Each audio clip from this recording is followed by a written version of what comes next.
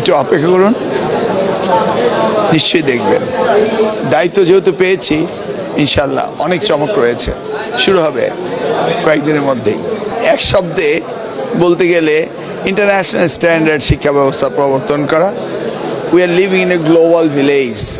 এটা global competitiveness আমাদের শিক্ষা ব্যবস্থা আসতে হবে। It's no longer a local commodity, it's international commodity.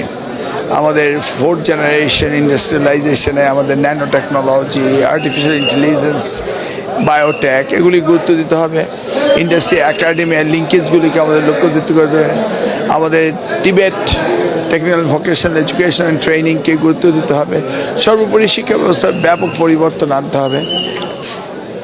আচ্ছা, আপনি এর আগে তো প্রতিমন্ত্রী ছিলেন, আপনার উপর আরেকজন মন্ত্রী ছিল, তারপরও আপনি অনেক ম্যাজিক দেখিয়েছেন যেটাতে পুরো দেশব্যাপী বাসী বিমোহিত ছিল। এবার কি আপনি কি চমক দেখাবেন? চমক একটু অপেক্ষা করুন, নিশ্চয়ই দেখবেন। দায়িত্ব যেহেতু পেয়েছি, ইনশাল্লাহ অনেক চমক রয়েছে, শুরু হবে কয়েকদিনের মধ্যেই। গত পরিবর্তন আমরা দেখেছি যে ধস নেমেছে শিক্ষা ব্যবস্থায়, এটাকে ব্যাপক পরিবর্তন আনতে হবে। এক কথায় বললাম না, ইটস ইন্টারন্যাশনাল কমিউনিটি। এটাকে আমাদের ইন্টারন্যাশনাল স্ট্যান্ডার্ডাইজেশন করতে হবে, এর কোনো বিকল্প নাই।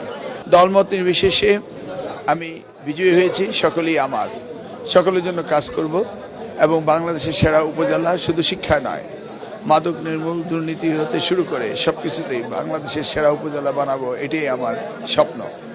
ধন্যবাদ জনাব এহসানুল হক। আপনার সাফল্য কামনা করছি বাংলা বিষয়ের পক্ষ থেকে। ধন্যবাদ আপনাকে।